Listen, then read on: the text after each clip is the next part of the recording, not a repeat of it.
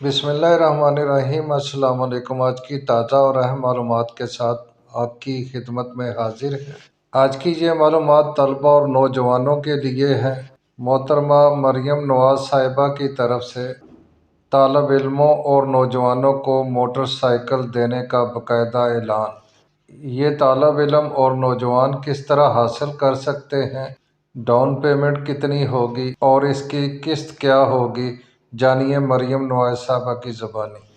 جو اپنی public transport use کرتے ہیں یا ان کے پاس اپنی ٹرانسپورٹ کی فیسلٹی نہیں ہے، تو ان بچوں کے لیے، ان اسٹوڈنٹس کے لیے ہم خود ان کو موٹر بائکس دیں گے۔ ان کی جو ڈاؤن پیمنٹ ہے وہ 25,000 روپیز ہے۔ 1.5 لاکھ سے 2.5 لاکھ کی موٹر سائیکل ہے، تو 25,000 ہم گورنمنٹ جو 25,000 وہ دیں گے، باقی ان کی ڈاؤن پیمنٹ جو ہے وہ گورنمنٹ شیئر کرے گی، اور اس کے بعد ان کی لیس دین 5,000 منتھ کی ان کی جو ہے انسٹالمنٹ ہوگی۔